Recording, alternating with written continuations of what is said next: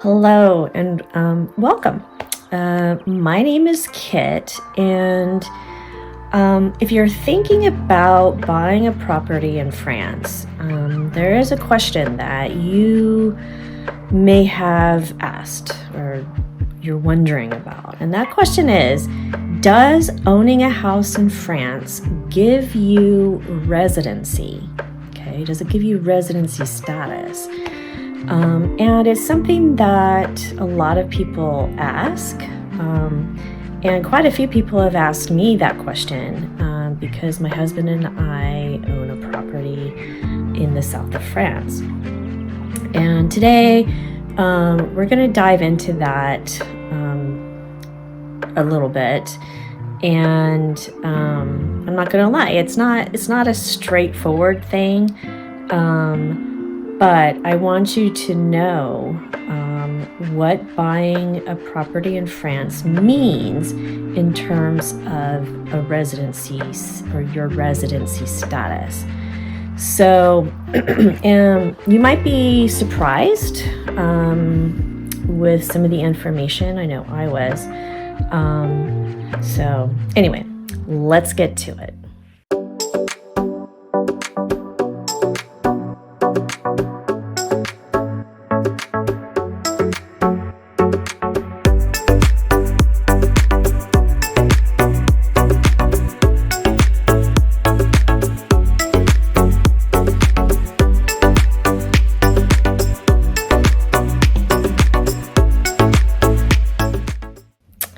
All right. Now, the first thing, I feel like I have to say this, is that I'm not an expert in residency or visas or anything like that. So, you know, you have to do your homework and research and, look at the right documents and things. And you can go to the government site, the French government site, to get information, and they even have some things in English to help you. So there are things available to look at. But I wanted to give you my experience and what I've learned along the way. So basically, pretty much, not everyone, but pretty much everyone can buy a property in France, whether that's an apartment, a house, a chateau, to be so lucky, right? Or a piece of land, right? It doesn't really matter, what the property type is, right? But the bad news is that buying a property, regardless of what kind it is, it does not give you residency status, okay? So that's the basic answer to that question. But I'll give you the good news in just a minute, right? So let's first talk about visas. And the reason that visas are important here is because it's visas that are related to the residency rights that you have. So,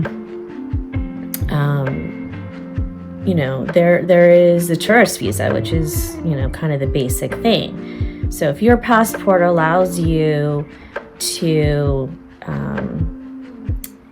visit the EU or the Schengen area, you can be there for 90 days at a time. And more importantly, it's 90 days within 180 days. Okay, so I think that's confusing for some people as well. So you can't, go and stay at your property for 3 months and then leave the Schengen area, go to the UK or Morocco or wherever, right? Or go, back to the United States or Canada. And then, so say you stay there for a week, well, you can't just then go back and say, okay, I'm back. I'm going to stay another 3 months. No, it's within 180 days. So, so like this is what my husband and I do to stay at our property. So we both are teachers. So we'll take a term off and we'll stay at our house for 3 months. So within that 90-day window, and then we come back, we're teaching. And then the earliest, so for example, I was just in France for 3 months over the summer. I'm back in the United States. I'm teaching this fall term, and then I might go back in winter. And I can do that because the summer and fall, I think in terms. So that's like 180 days, right? So then I can go back again in the winter term in January and stay for another 3 months. So, that's that on kind of the standard tourist visa. There are other visas for longer term. There's a talent visa. If you're retired, you can get a retirement visa. And some visas will allow you to work while you're in France. Others prohibit you from working, and that's kind of a tough thing, and I'm going to be learning more about that as I go along here. But France, unfortunately, does not have a digital nomad visa like some countries do, which is a bummer for me because that's really what I want to do. I would like to work remotely in France. So I'm going to be going through the journey of figuring out a long-term visa over the next year or so, because this is my last year teaching. So after this year, I'm going to be looking at applying for a longer-term visa. So if you're interested in that and going along the journey with me, then definitely subscribe to the channel, because I'll share information as I go through that process. But anyway, now the good news. The good news is that if you own property in France, it will help you. It will support your application to getting a long-term visa. And the key here is that you want to show that you have an investment in France. And it's not just a monetary investment, although that helps too. But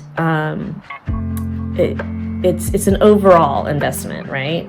So yes, money, but also is your heart in France?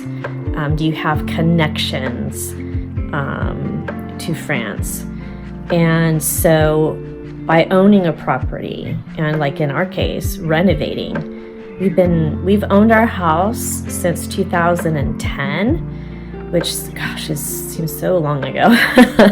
And we've been renovating our house that entire time. We've only been able to actually stay in our house for the last 2 or 3 years. So it's been a very long process. Now, that's probably not typical. I'm sure it's not typical, but that's just how it's been for us. But the next step is, living over there full time. So we're only doing it part-time right now. So, 3 months a year, or at most 6 months a year. So anyway, so just to recap, right? Does buying property in France give you residency? Okay, no, but it can help you when you want to stay there long term. Okay, so that will be a really helpful point when they're looking to either agree to your application or not. So anyway, I hope this was helpful. And if you have questions, certainly you could ask. And like I said, please, subscribe to the channel. I really want to share my experiences and with owning a house there, renovating, furnishing the house, and all of that. So if you're interested, especially in the process of going through getting a long-term visa, then hit subscribe, and I will definitely share how it goes. All right. Thanks so much for watching, and I hope this helped answer that question for you. Bye for now.